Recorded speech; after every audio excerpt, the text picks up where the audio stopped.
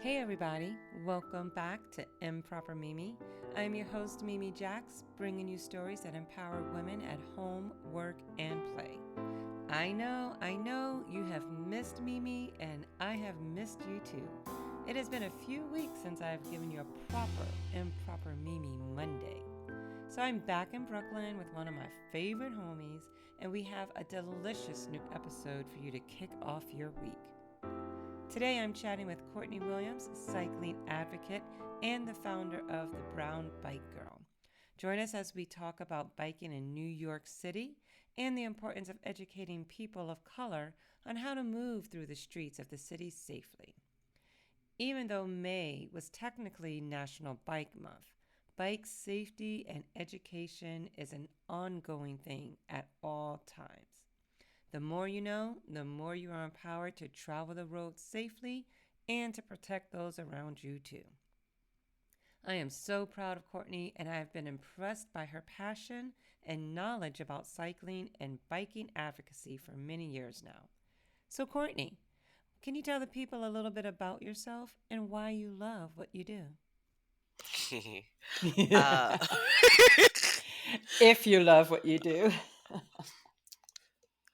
I, I love moments of my life. There are ups and downs in the world of biking.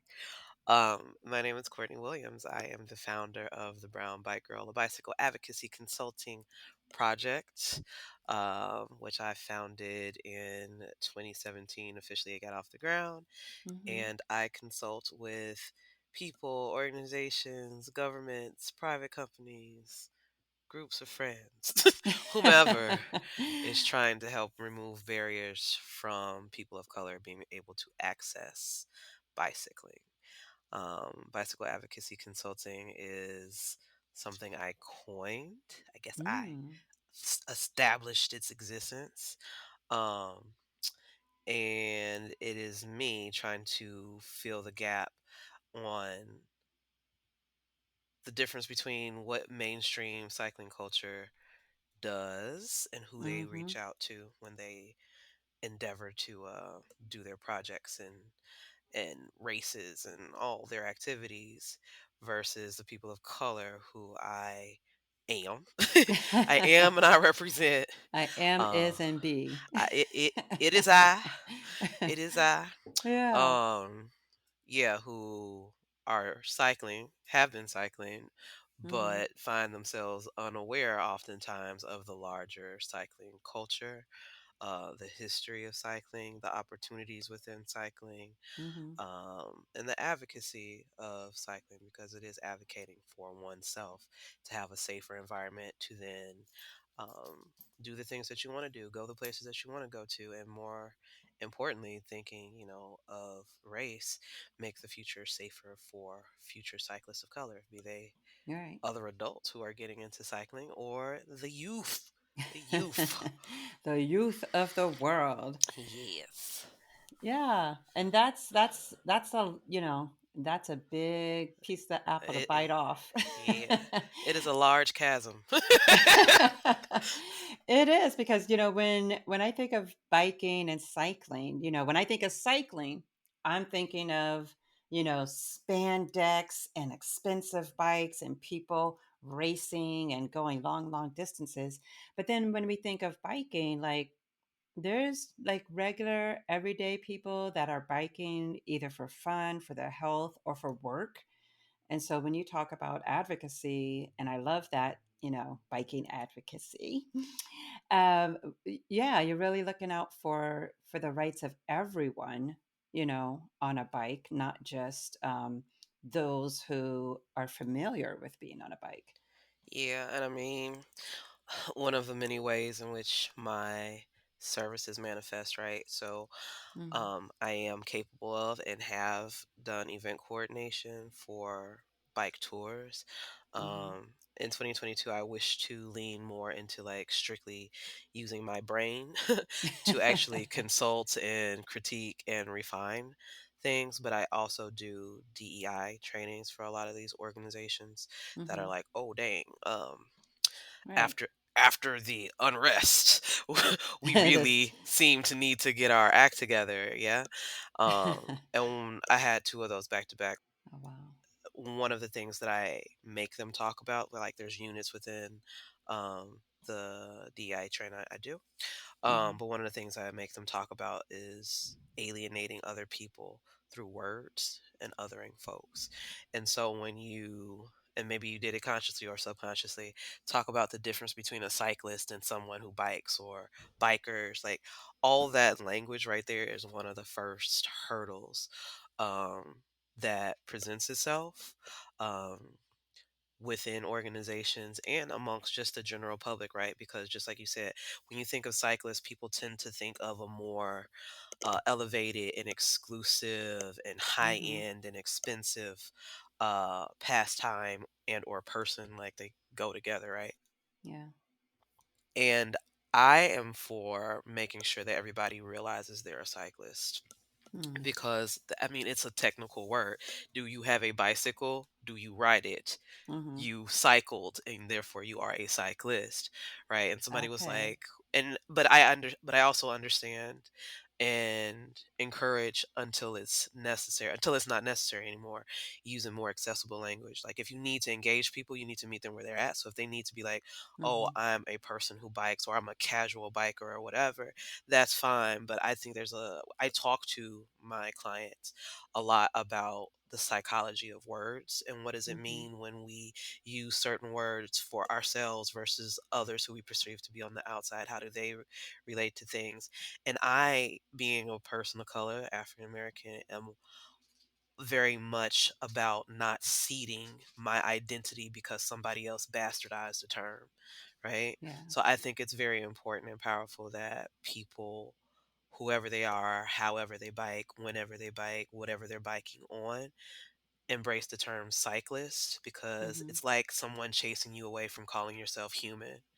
Be like, okay, well, they don't want me to be human, so I'm going to adopt some other term. Absolutely not. Like, we Yeah. know we got words for ourselves that are in common usage, and I'm not going to say, yeah, I'm just that word because you won't let me be fully human. So that's how I feel about cycling. The people who are the cyclists that come to mind who are expensive, they have all of the privilege and they have all the insight and Hmm. and authority and XYZ inside of cycling. Yeah. So to make sure that they know that they're supposed to be giving that to everybody else, they need to be Yeah. calling everybody else cyclists as well. Yeah. Okay. That's a good point. I'll try to remember that. And I mean, do it feel comfortable, but that's what I would like for you. That's what I I want you to take have. I don't want to be improper, and mislabel our cyclists out here. But I think for some of the listeners who are not cyclists, it's maybe we could break down even what some of those privileges are. Like maybe like a large organized bike ride where roads are shut off and you have to get permits and everything like that. Not I think sometimes people shy away from, and this is why they also need you to help with this type of events and everything, that they shy away from coordinating or trying to take over a road, sometimes because they're like, oh, we're not allowed to do that. That cyclist club or that, sometimes elite club of people together, like they're the ones who could do that. We just, go to the beach, go to the park. I think the line in public consciousness about what a cyclist is versus who the general public is that cyclists have clubs, Mm. cyclists have expensive bikes, cyclists wear spandex, which is actually lycra, but we call it spandex anyway. um you know, and that you have to behave a certain way. Like one of the huge foibles that is cycling is that it is inherently in America for whatever reason. Mm. Um, it's inherently a culture of like flexing on everybody all the time, right? Mm. Because it's not a ball-based sport. It's a sport that requires a very expensive piece of equipment to participate in, Mhm. to be able to compete if you wish to compete, and I really emphasize if you wish to Right, yeah. compete, you have to pay for travel, and travel always comes with lodging and food. So it, cycling becomes exclusive by nature. Mhm. And then I would say because men are number one, fans of. No, that's not even fair to the I ladies and thought you were going folks to out say there. offenders. Yeah, because men like the cycling, they turn it into traditional masculine forms of competition, which is, Yeah. pardon my language, just shitting on everybody else, right? Like, Yeah. I Who go can go the faster, faster? I go Mm-hmm. harder, my time was this, your bike Mm-hmm. looks like this. All the pissing contest of hierarchy and supremacy, which when I see black guys do it really disappoints and pisses me off because all they're doing is embracing like white supremacist measures of what is success and who is Right. valuable. And it's just Mm-hmm. like, well, if you thought about it, right? If you thought about it, you already know that most of your other brown and black brethren are not going to be able to quote unquote compete or measure up in those arenas. So Mm-hmm. that's why it's supremacist in itself. But that's what the cyclist, in this paradigm of who's a cyclist versus a everyday an everyday air quotes cyclist, the person who's commuting, the person Mm-hmm. who's working or doing a gig job or multiple gig jobs, folks who are Mm-hmm. just sometimes going to the beach as and stuff, as you said. Like, those are the everyday people. And Yeah. there's presently a weird, I mean, it's rational, um a confluence of this elitism and and also this want to appear to be casual.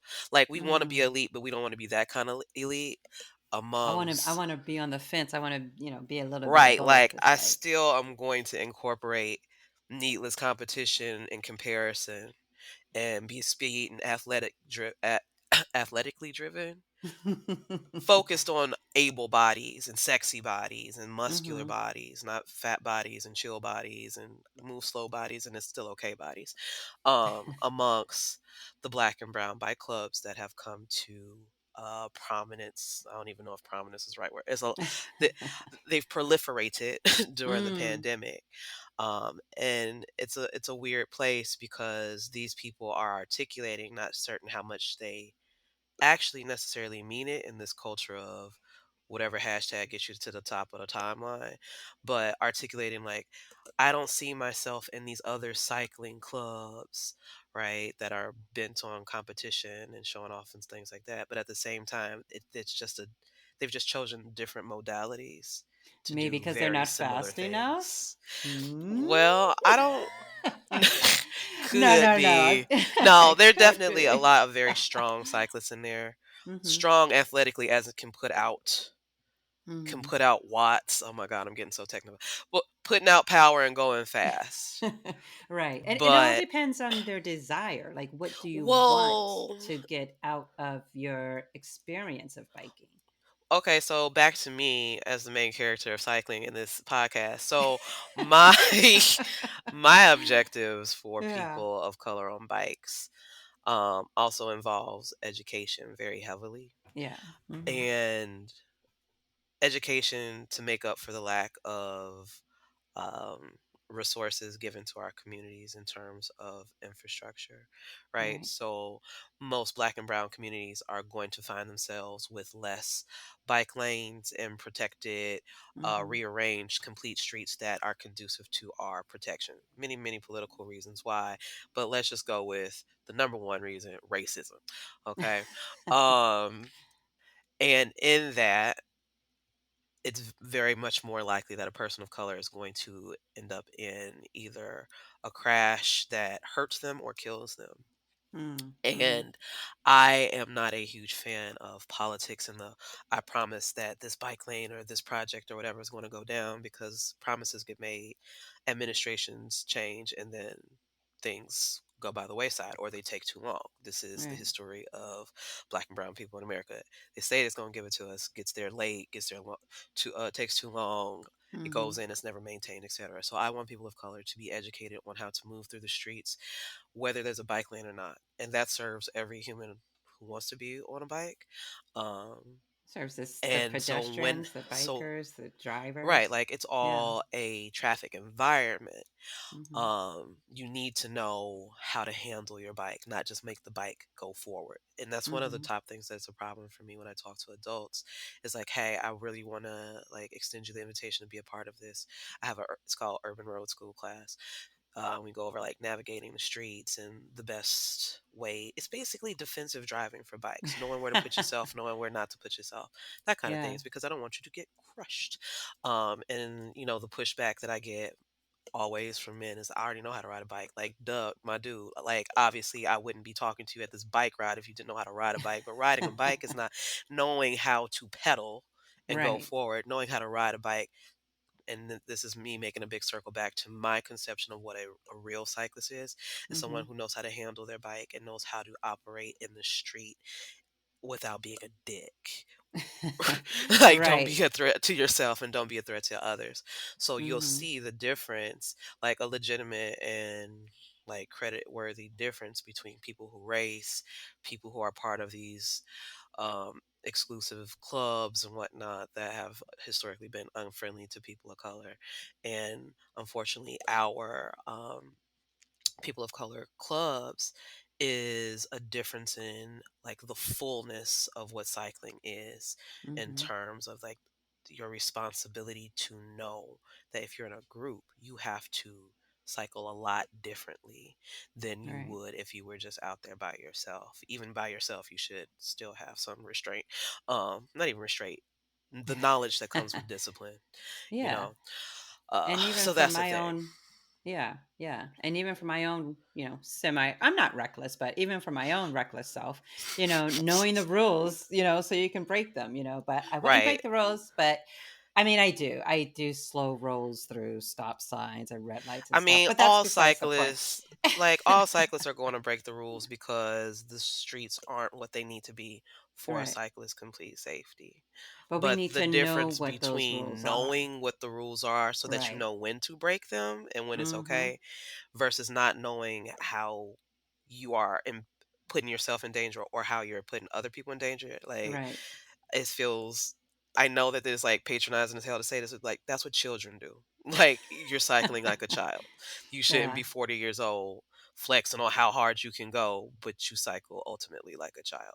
Yeah, not putting yourself or others in danger in intersections, around trucks, with pedestrians and baby carriages going on. Like, you constantly have to keep your head on a swivel, like pretty much no matter where you're cycling. Yeah. So, So it's a big observation and tension for me when people are like, "Oh, those club," because they're I just feel like people are saying a lot more than they've actually made an attempt to.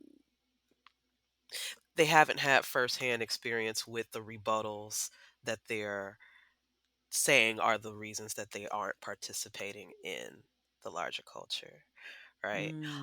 So mm-hmm. they like, I don't see myself there. Like, okay, you didn't see yourself, but did you go? Like, no, you also didn't even try to get in. So like, just don't act like you got into, you got shunned and you didn't even show up.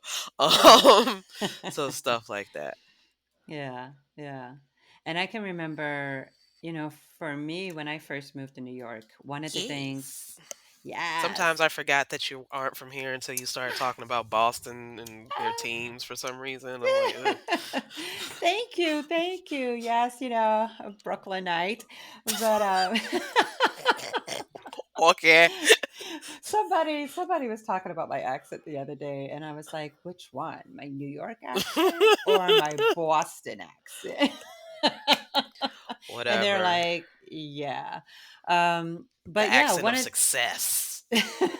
like, That's I the only fooled you. accent I you need. got you. That right, right. But yeah, I really reached out to cycling as a mode of getting to know people because I mean, I knew people in the city, but it was a way for me to get to know people, to get to know the city itself. And that was one thing that I always found so impressive. I think a first ride maybe that we did together was the I think it was a New Year's ride where we did a loop of Oh Manhattan, yes, that and was you it were was there. freezing. Freezing. But Yes. we I don't didn't know. leave anyone behind because that's not how I do rides. If I say I'm not going to drop you, I'm not Right. going to drop you. But also, if you're going to come on a ride where I say I'm not going to drop you, you got to know that there's somebody who might need to get dropped, who Somebody might have to take might, the train you going to have to home. suffer with it. Like, Right, right. But I mean, that group really, and with your leadership, because it wasn't just the group itself, but it was with your leadership of teaching the group how to safely ride in a group, because you're right, like some people are fast, some are slow, you'll be bumping wheels and then oh my everybody God, falls down. worst nightmare. um Knowing how to like change a tire, you got a flat tire, there's not always going to be someone around to change it for you. Yep, And then also just even communicating, making sure we're working with each other, we're all trying to get to the same place together safely. for sure. But, and that's a lot of work because you're mapping out the route, you're mapping out like, you know, people you need to help on the flank, left, right, getting everybody through. Coordinating, inviting marshals. I have never been so attuned to weather in my life until I became a cyclist. Um, yeah. Uh-huh. Still to this day, it's just like what percent is the rain? How many days out is it? Yeah, Now, but how it did does you take a lot. even it does, yeah. And how did you even get to that point of teaching and knowing so much about cycling? Like, At this point, honestly, I feel like the beginning of it is just all a ball of thread that I'm not really sure. They all it touches each other at different points, but more or less the origin story that gets told is I bought a bike at I moved to New York in 2009 uh-huh. and I bought a bike at the local flea market. Um and it was too small for me and I didn't know it, but I was riding around and doing the thing. Being cute. And this was the first time I'm like cycling as adult. Like I never thought as a kid I'd Mm, cycle as an adult. But when I got mm-hmm, here, it was people were being all cute and fanciful and riding their bikes. So I bought this bike. Then I realized that I had like maximized all the places I felt safe going by myself within the city. I wanted to go outside of the city, beyond the city, and get more miles. And so I mm-hmm, started organizing for a women's group a black women's group very specifically, that I had seen. People kept mentioning to me, but it was inactive in here and in New York. mm-hmm. So I took the initiative because I guess that's the human that I've realized I am. That And is. I was like, all right, let's do some rides. Like, and Be then like, I I want became to the do person in rides, charge so of do that. rides. I Mm-hmm. want to do a ride. Like the person who had like the title of being in charge was like, "Oh yeah, anybody can." I was like, "Could you have said that? Because we out here waiting on you, girl." But anywho, so I started organizing the rides, and then just the way that my internals is set up, like Mm, I'm not I'm not addicted to leadership. I don't. I appreciate. I look at the leadership that I have in the world and the people who like follow and support me mm-hmm, as I don't even know if it's a privilege. Like, I'm just honored that people trust me. Like, no yeah. matter how many more things that I get to know or how much I perfect, like, people don't have to choose to trust me, and they do. Mm-hmm. Um, Right.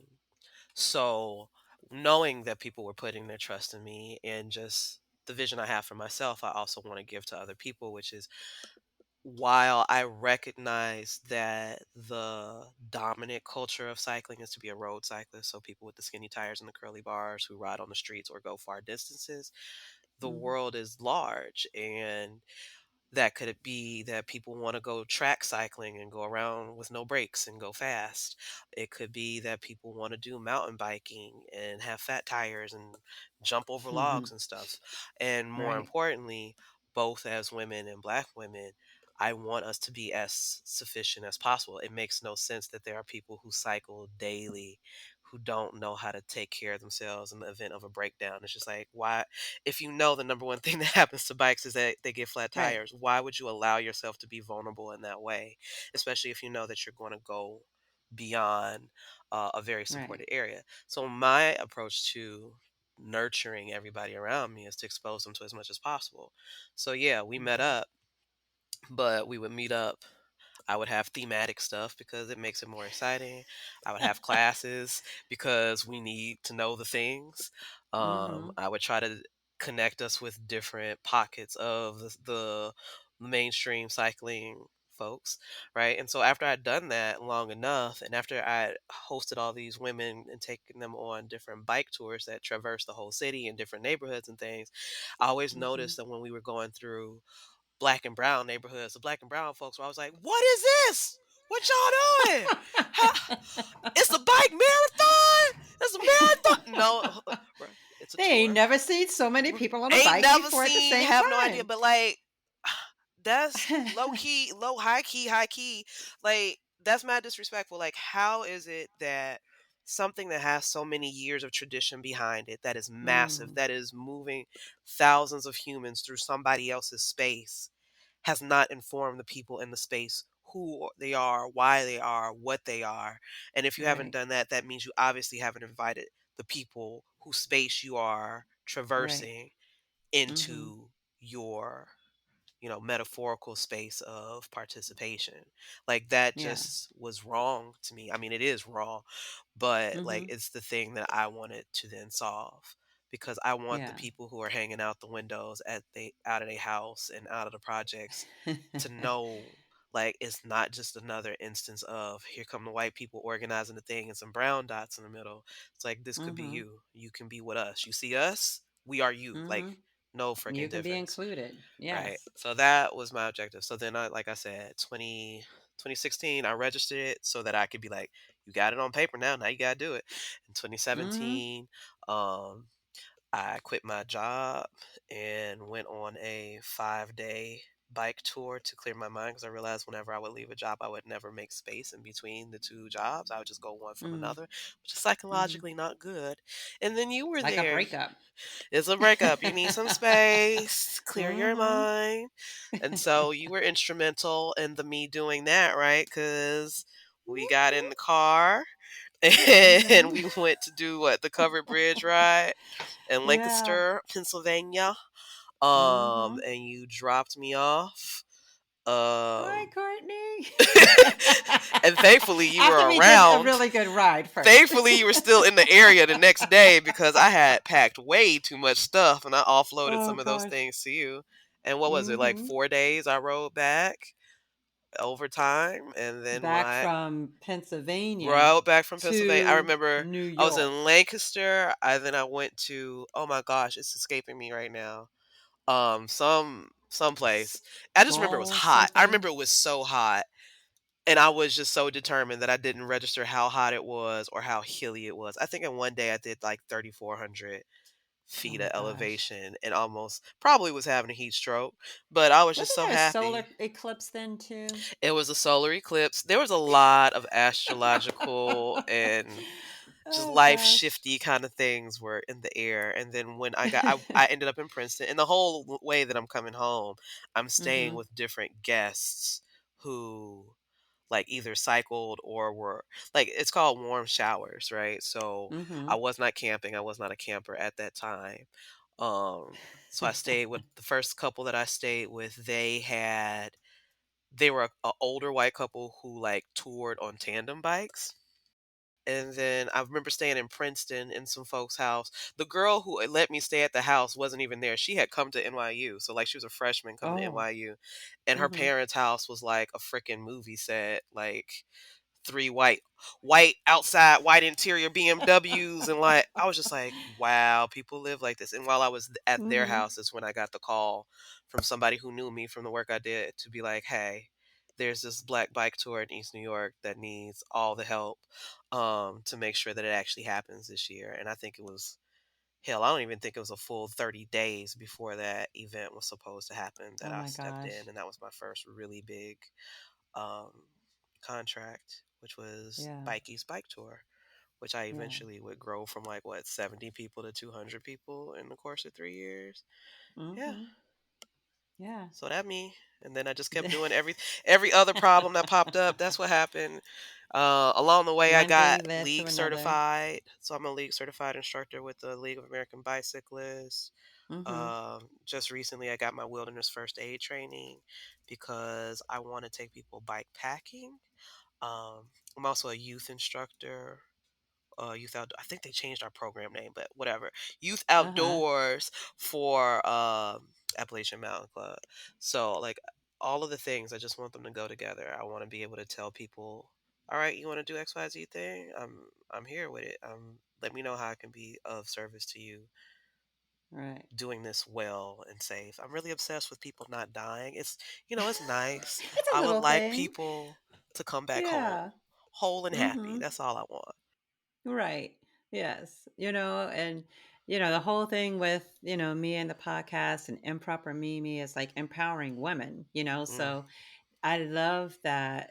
Yes, we want to go out and have fun and we want to get back home safely. But I think when you teach someone how to properly care for themselves, how to protect themselves, that is empowering. Like absolutely. that empowers them to go beyond, like we said, their little neighborhood. They could go further if they want to go outside the city, if they want to do, riding on the little highways in Pennsylvania, Mhm. or if they just want to ride in Manhattan on Second Ave. Like, Yeah. come And on. and nobody should have to, and this is something that happens a lot. Like one of the big mistakes that happens when people are trying to get their friends into cycling, but very much more specifically uh in hetero relationships where there's a guy who already Mm, cycles and a woman or a femme, and the guy will go and be like, one, either he'll get the woman out there and he's just going too hard, too fast, and just mm-hmm, trying to make her into a type of cyclist that she doesn't necessarily want to be, but she doesn't know that there's types of cyclists. So she mm-hmm. can't articulate, like, I don't ever want to go that fast or that far. I just want to run some errands. I just want to get onto the safe greenway and like take my Yeah. time. But right, that image of what is cycling in terms of possibilities is not shown widely enough, I think, to people of color. And the other thing Yeah. they'll do is they'll go and their partner has no interest in actually cycling, but they then go and get them a bike. And a bike is deeply personal. Like it is literally between Mm-hmm. your legs. Come on. So In they'll go the get inner them this in the regions, inner regions, okay. the tender pots. They'll go and get them a bike and be like, "All right, I got her a bike. I don't know why she likes to ride." Right. So if I can teach people like this is what you Yeah. need, this is what you can do, this is when you can do Mm-hmm. it. We no longer have women getting dragged out by overzealous men in their life who are not listening to what ladies actually want and need, and Mm-hmm. they can direct their own athletic adventure. So, Right. yeah, And I love it when, every now and then, once, we know what we're doing, then we can overpower the men too. Cause I mean, we shall it's an overthrow them. endurance. It's all we want. Yes. It's about endurance as well. So yes, you may shoot off or you may get up to the top of the hill a lot faster than me, but I can do 100 miles and I'll meet you at the end. And, Yeah, like it's about we getting could do there. this. It's about Right. getting there. Yeah. Yeah. Yeah. So I was going to say, as these couples are trying to spend 2 or 3 hours together doing something they both enjoy, Hmm. really make it enjoyable. And I think that's the bigger flex of being able to control and pace yourself so that the group or the company you're with, you're able to, you could challenge them, but you're not leaving them behind. You're not Yeah. making it And you're not something that they berating don't them want to either. do. Don't ber- Right. don't berate your loved Mhm. ones. That's not love. Um, truly is not. But the Is irony that? is, I mean, not with that situation, but one of the confusions because of the name I've chosen for my project, i.e., myself, is like, oh yeah. And to see this is a measure of when And what people is just that want you name? for your color or your Mm-hmm. gender. The brown bike girl is that people Yes. be like, this Courtney, she works with black women, and I'm just like, actually, no. I don't. Uh-huh. I don't just.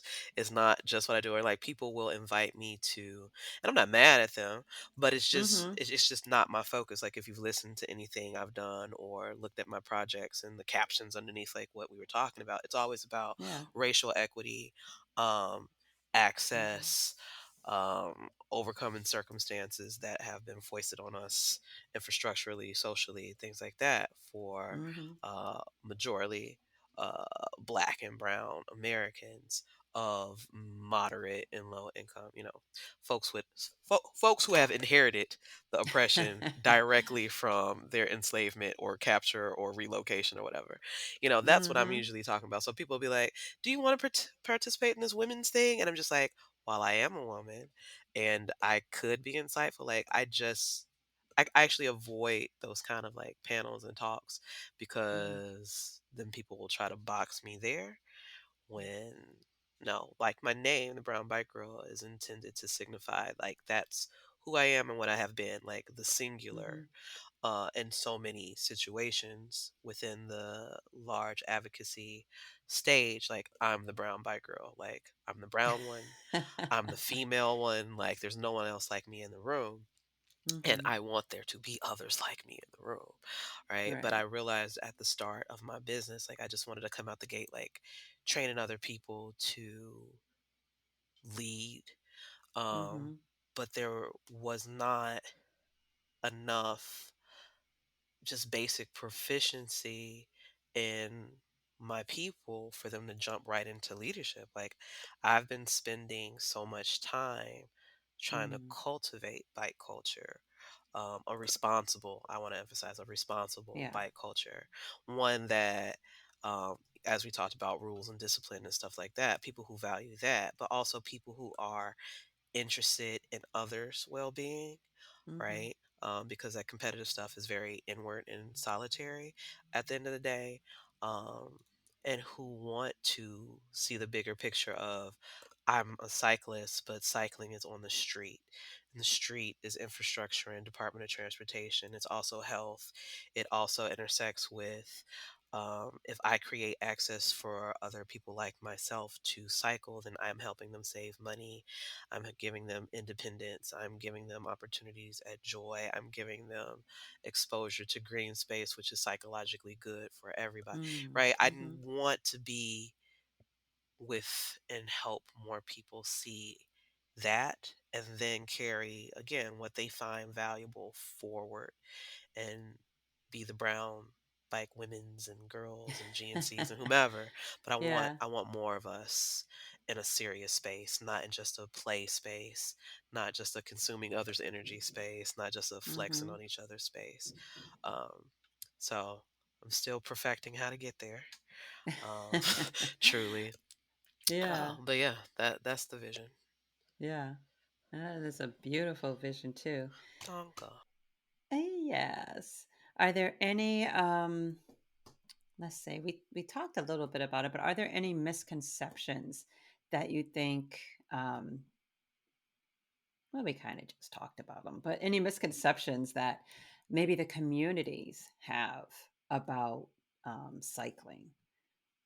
Yeah, there's it just seems so stereotypical and common that it feels ridiculous. But I know it's a fresh argument for like lots of people that black people tend, black and brown people tend to hate the bicycles because they think it's a sign that white people are coming to gentrify and displace them, which is a valid Now, concern. yeah, is It's this a just valid concern. bicycles riding in the street, or is this the city bikes taking over All of the bikes, space in the street? basically the post-traumatic stress of not having things for so damn long, and then suddenly and everybody's interested in your community and things are changing, Mm, and if hmm. you aren't already plugged into a cycling community to know that there are black and brown cyclists, um, that are cycling for work Mm. as well as for pleasure, you don't see the validity in that cycling infrastructure going up. So you're like, wait, then who is this for? I mean, rational mind stuff, who this for? It ain't for Right. me. My And it's me. cousin, I don't right? got a bike. My people and my cousin, I don't know who this for, who is this for. We all know who it's for, says the person to Uh-huh. themselves. And so then there's already this defensiveness toward, you know, things that literally Mm, are universally useful. And going back to my DEI, like this is something I had to talk to um a client organization about last week. They're like, what do we do? How can we be equitable and helpful when we know that there will be times where we will be across on the opposite side of the table from what the black community wants. The black community will want to preserve their parking oftentimes, right? So if mm, they're not concerned about displacement and not supporting bike stuff because of that, they're concerned about parking and mm, layers and layers deep. But this whole um the fixation with car culture serves so many purposes, right?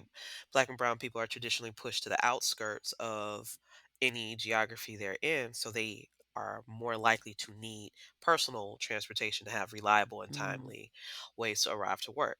But also, like, car culture means prosperity, and even more so when you're a recent immigrant, right? To have a full house, to have a full car of your own, et cetera, right? So there's so many identities wrapped up in this.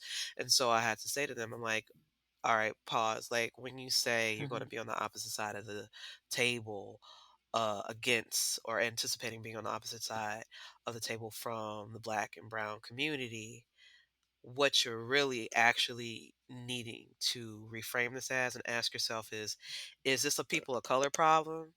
Or is this a problem with I failed to do outreach early enough to help mm. them Of understand educating. why this is valuable to them? And did you look at what their priorities are Mm, and try to make the connection between, all right, you valid, all yeah. live by highways, you have crazy high asthma rates. If you all were to give up some car space, it would contribute to bringing down asthma rates in your community, right? But if nobody's ever made these connections, even though they seem so common Mhm, sense to people who are already in the space, unless you're digging into what do other people need and how is what I also want useful to them, and not in a leveragey way, but like a validity way, you're yeah. always going to see it as, dang, the people of color just aren't cooperating for goodness Mhm. knows what reason. Like you just didn't make the effort early enough, right? Yeah. Um, there's so much more to cycling, as we get closer and closer to that deadline where the earth is going to boil and we'll still all be alive. Mm, Um, mhm, Originally, the popularity in cycling in America was really closely tied to environmentalism. And it is very timely that it needs to happen again, that mm, conversation is, and not to fully say introduced as if there aren't black and brown activists and advocates who are heavily involved in, self-sufficient, environmentally friendly, sustainable practices and stuff like that. But being that the cycling culture is majority white, you need to come back through and introduce, mhm, like, here's a link, here's what this is going to do for you, black and brown community, whether you rely on us to do it or not. If you accept cycling as part of a valid lifestyle, this yeah. is going to enhance your quality of life. That's the messaging that needs to go down. But they out here, they out here Saying, not doing "Why is this that. happening to me?" Be like, "Oh, if you embrace it, Right, you can benefit from it." right. And it is Yeah. it is not POC being confused and irrational and spooky. All of this is Mhm. rationally informed, and you also haven't done your job efficiently for a very long time. So now you got to go back Yeah. and lay foundations with parts of the community that you didn't, Mhm. and be patient with yielding the results of that slow turn toward that kind of Mm. justice. Yeah. Yeah. You got to be sure to, include people in these Yeah. conversations and not just come bearing down upon They'd be like, them. "Why don't you know?" I'm sorry. Who are you? When did I ever talk to you before? Right? Like that can't. That doesn't make sense. Doesn't make Right. sense at all. Oh my goodness. Yeah. Well, I mean, I mean, I love, biking. I used to do it a lot more than I do now. Well, I mean, isn't that what us But and our little laps is about? we right, we yeah, used holding to each be other different accountable. people. 5 years ago was a different, lighter, I faster Courtney. remember. Um, Uh-huh. yeah, trying to get back. I have We accepted. were biking up mountains in We was going Jamaica. far. The temperature didn't bother nobody. We were just like, do do Oh do. We're gosh. gonna do it. I honestly, a lot of our friends have dispersed, and Mhm. I just miss my friends. When you have your friends, cycling becomes so much easier, even if it's to Right. share the suffer experience and laugh at each other.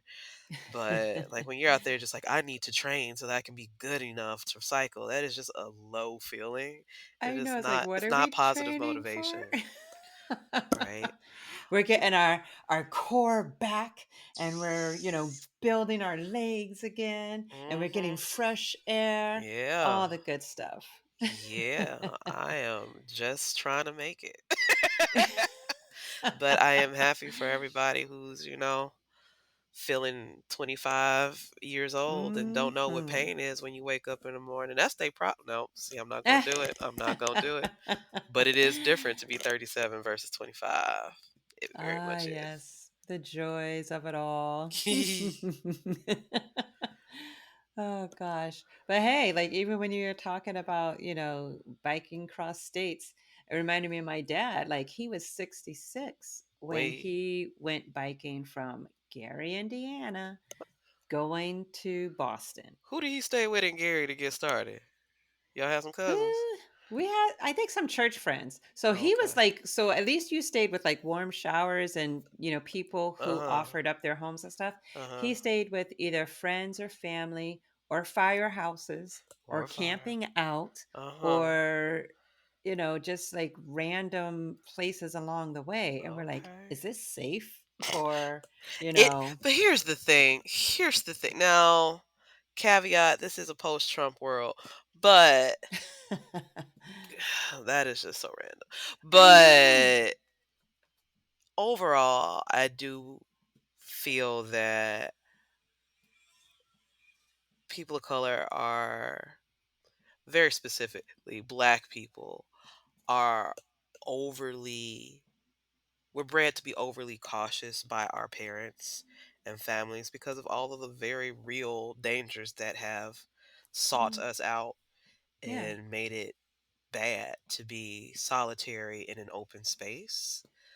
But once you Yeah. get outside and you start moving, the world is never as bad as you can imagine it to be. Can something go extremely heinously wrong? Can the big truck up um pickup truck in your mind with a giant Nazi Trump whatever fascist ass flag pull up behind you, snatch you, blah blah blah, do the thing? Yeah, it could. But when you're Mm-hmm. actually riding that 400 miles, that 600 miles, you don't really see that truck, right? Thank God. You see little vestiges of people's lives. Were there times where I got turned around in Pennsylvania and I stopped and looked up and I was under a giant ass Confederate flag?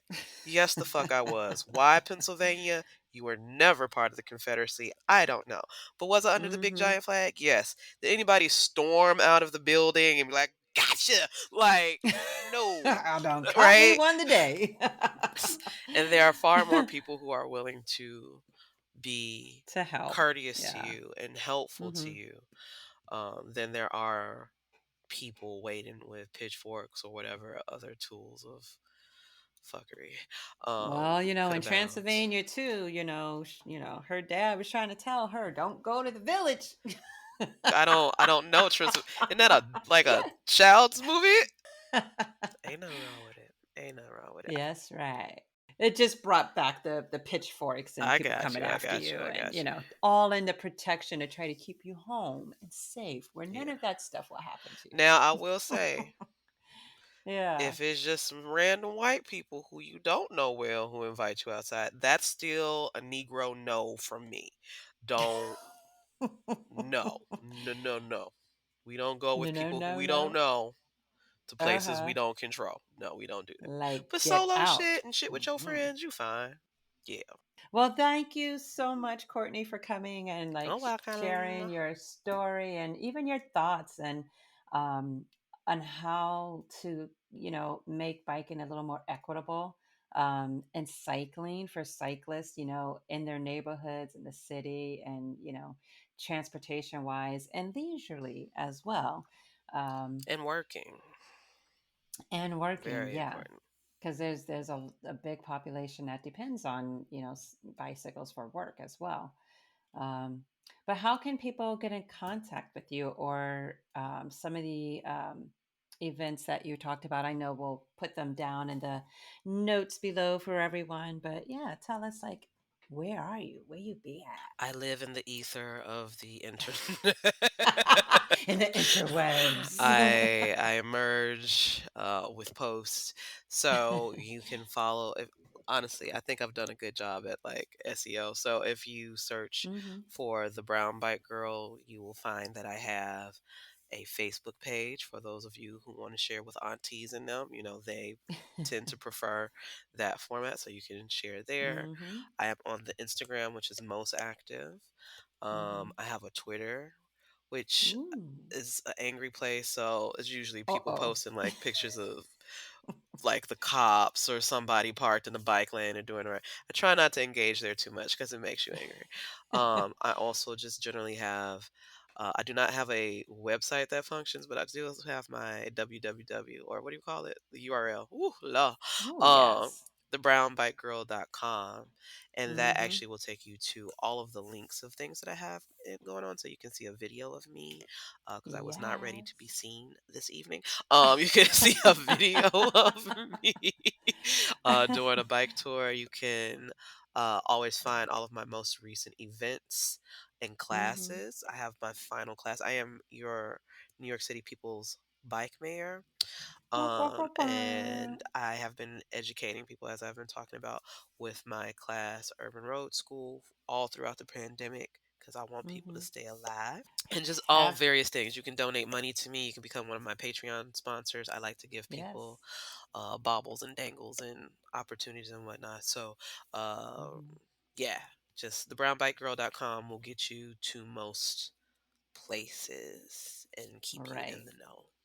Yes, yes, Yes. yes. And we want everyone to be in the know. So, whether you are in New York or whether you are looking to get back on a bike or to learn on safety measures, Yeah. or even if you want to do some bike advocacy in your own city, Yes. reach Follow out to me. Courtney. Yes, Follow me. follow I do Courtney. not give lessons. People always like, my wife. See, my wife needs to learn how to bicycle. What's your rate? I'm like, that's not my journey. Can I technically teach people how to ride a bike? Absolutely. Like in 2 hours, I got you. I can do it. Okay. Yeah. It's a technique. It's a technique. But like I Oh, feel like my snap. quote unquote, and this is coming directly out of like valuation for urban planning. My highest and best use, right? My Mm. highest and Hmm. best use is that I can organize events and I can think critically and I think I convey messages well in a comprehensive way for folks who are outside of the BIPOC experience to come to terms with what it is they have and what Mm. they should be doing. And I know there are less people who can do that than, you know, Amen, girl. I equate Preach. teaching people how to ride a Hmm. bike, no disrespect, to like tying shoes. Everybody knows how to tie a shoe. If you ask somebody on the street, can you show me how to tie a shoe? They'll be like, yeah, right. But everybody can't come along and do the other things that I've chosen to do. So Right. that's where I try to put my effort. Yeah. And we value that effort. And it's, Gracias. yes, it's so good to see it go a long way. Yes. Yay. Yay. Awesome sauce. So All righty. Well, again, I appreciate everything that you do and thank you for being on the show. thank you And we for will. being a friend. Bow, bow, bow. Travel around the world.